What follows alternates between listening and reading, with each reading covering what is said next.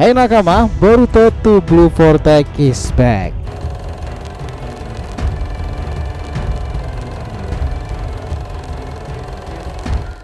Oke, hingga seiring waktu berjalan nih, faktanya Momoshiki itu malah menjadi titik terang kan dalam menjelaskan ending bab pertamanya kisah Boruto kala itu. Dialah makhluk yang membongkar Shinjutsu Dewa Zeno Ono Kami omnipoten dan juga kelemahan dari Eida. Momoshiki tak hanya berbicara soal dunia shinobi nih, tapi seorang God Otsutsuki bernama Shibai. Dan legendanya di masa lalu, ia telah lama mengamati sejak dahulu tentang jenis-jenis Shinjutsu. Nah, Momoshiki hampir mengetahui semuanya. Sebagai sosok yang notabene selalu mengaku jika dia adalah dewa, Momo tentu tak akan seperti Kurama nih yang mau berteman dengan seorang manusia secara cuma-cuma karena soal ego dan entitas yang selalu menganggap dirinya lebih tinggi dari Boruto yang notabene seorang manusia biasa. Hal seperti itulah yang tercermin dari Momo. Yang menarik teman-teman, Momoshiki ini entah gimana caranya berulang kali loh melakukan penghentian waktu kan. Dia juga menjadi jiwa sebenarnya dari villain badass Boruto saat ini. Hubungan kedua di fase 2 Blue Vortex ini nanti akan jadi semakin menarik lagi nih. Setelah chapter berikutnya mungkin si Otsutsuki 1 ini akan ditampilkan lebih dalam lagi. Nah, dari sini kita akan mulai bahas lebih dalam tentang Otsutsuki 1 ini. Kita mulai.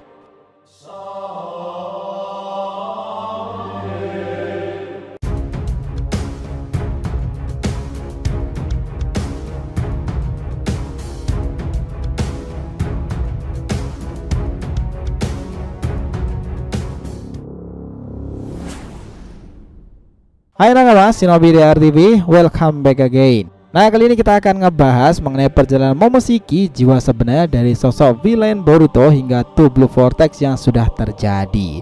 Oke, biar nggak salah persepsi silahkan simak sampai akhir ya. Jangan lupa like dan kasih respon di video kali ini. Kita lanjut. Kita tahu semakin kesini nih penggambaran Momoshiki ini jauh lebih menarik lagi. Kalian ingat nggak saat itu pertama kali dalam chapter 30-an Momo kembali muncul ketika Boruto dan Kawaki pertama kali yang melakukan segel rekonsiliasi.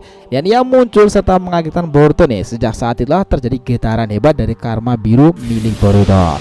Sebagai jiwa villain Boruto yang sebenarnya, Momo jelas-jelas badass nih dari Kurama. Dia yang love hate dengan Boruto ini kondisinya tambah rumit lagi karena Momo sempat menyelamatkan Boruto dan memberikan data karma 18% untuk sang wadah itu sendiri. Namun di sisi lain Momo gagal melakukan reinkarnasi. Dengan begitu Momoshiki itu harus membuat komponen atau jaringan baru dari tubuh Boruto nih melalui perubahan karma sendiri. Karena itulah Boruto bisa selamat dan lukanya sembuh total. Nah, sebenarnya nih Boruto juga sering kali mengalami kondisi tubuhnya itu patah atau luka-luka kan. Tetapi ketika dalam perubahan Momoshiki ini semuanya akan sembuh seketika. Ya, ini adalah teknik yang mirip dengan Kurama kala itu, tetapi dimiliki oleh klan Otsutsuki. Terus sekarang apakah benar jika Momoshiki ini lebih kuat daripada Kurama? Ya, jawabannya itu kalau kami pikir benar sekali. Secara umum Momo itu lebih kuat dari Biju sekaligus loh, karena dia adalah seorang Otsutsuki yang memiliki kemampuan tak terbatas itu. Apalagi jika ia melakukan dalam perubahan mode iblis transformasinya sendiri. Gyuki saja kala itu tidak berdaya menghadapinya loh. Bahkan Momoshiki itu ketika melihat Biju hanyalah segumpalan energi cakra yang bisa untuk dijadikannya sebuah pil. Itu semua karena dirinya juga memiliki Rinnegan di tangannya. Kalian masih ingat kan Rinnegan kuning itu dan kemampuan taijutsu Momoshiki yang mengesankan? Kala itu Momoshiki melakukan transformasi dari tubuhnya sendiri dan akhirnya mengeluarkan teknik-teknik mengerikan seperti Inukai Takeru no Mikoto serta berbagai serangan kombinasi. Hal yang membuat mengesankan kala itu adalah Rinnegan kuning itu sendiri. Dimana kala itu Momoshiki itu berhasil membuat Naruto Sasuke pun juga babak belur. Nah, di sini kita juga berpikiran pula nih, Momo itu memang sangat mirip dengan Boruto kenakalannya. Dia mungkin memang dari klan utama, tetapi di angkatannya dia itu sepertinya juga masihlah terbilang sangat muda. Itulah kenapa dulu yang pengawalnya adalah Kinshiki. Mungkin dia manggil Momo sebagai tuan muda Momoshiki ya. Dan Ishiki kala itu juga mengatakan bahwa jiwa yang menempati tubuh Boruto sendiri adalah seorang Otsutsuki yang terbilang masih muda. Kita juga ingat kan bahwa pada akhirnya Momo itu memakan jiwa dari Kinshiki yang mengorbankan dirinya menjadi semacam buah persik itu, tetapi itu berisi cakra dan kekuatan dari Kinshiki sendiri. Sehingga nih kekuatan Kinshiki pun juga muncul di punggung dari Momoshiki. Nah, dengan begini Borushiki ini juga tak hanya menyimpan kekuatan Momo nih, tetapi juga pada akhirnya mungkin tergantung dan terlibat dari Momoshiki. Nah, jadi dari kedua hal itu saja sudah sangat memperkuat jika Momoshiki atau bahkan Borushiki ini jauh lebih kuat daripada Kurama sendiri kan. Secara umum gambarannya seperti itu. Sekarang ini pun Momo juga terbilang cukup berbeda dengan sejak awal kemunculannya dan menetap pada Boruto sendiri. Hingga seiring waktu berjalan banyak cekcok di antara keduanya. Faktanya Momo itu malah menjadi titik terang nih dalam menjelaskan ending bab pertama kisah Boruto kemarin itu kan. Dialah makhluk yang membongkar Shinjutsu Dewa Zono Ono Kami itu yang kita sebutkan tadi, dan juga kelemahan dari Eida. Momo tak hanya berbicara soal dunia shinobi, tetapi seorang God of Otsutsuki bernama Shibai dan legenda di masa lalu. Nah, ia telah lama mengamati sejak dahulu nih tentang Shinjutsu itu, dan Momoshiki itu hampir mengetahui semuanya. Bahwa kemampuan itu bukanlah sesuatu yang bisa dikendalikan oleh seorang gadis biasa yang bahkan bukan Otsutsuki semacam Eida. Jelas secara tak langsung kekuatan pemikat Eida itu adalah secercah kemampuan dari Omnipoten sendiri, dan ini hanyalah hasil dari hasrat terpendam dari Eida. Dan Momoshiki berpikir nih bahwa Amado itu juga tak akan tahu menau. Dilihat dari hasilnya saja bisa dimengerti mereka langsung menyimpulkan teknik itu bernama teknik dewa. Dan fenomena yang terjadi sekarang ini adalah perwujudan dari hasrat Kawaki. Begitulah yang dikatakan Momo. Artinya di sini hasrat terpendam Eida itu untuk dicintai orang-orang membuatnya tak bisa mengontrol omnipotence. Keinginan terpendam pun terwujud dengan sendirinya tanpa bisa dikendalikan sama sekali. Dan tragedi itu sama dengan yang terjadi pada Kawaki sekarang. Karena perwujudan dari keinginan Kawaki sendiri, maka Eida pun mengaktifkan omnipoten hingga tak terbendung dalam skala yang sangat besar. Apapun yang keluar dari mulut dan isi hati Kawaki kala itu semuanya menjadi tercipta kan? Dan maksudnya di sini Kawaki secara tak langsung menjadi pemicu terbesarnya. Hasil dari keinginan tersebut adalah manipulasi memori secara gila-gilaan, yakni orang-orang tentang Kawaki dan Boruto seketika itu ingatan mereka tertukar karena sesuatu kebenarannya Omnipoten itu adalah menghapus segala keraguan.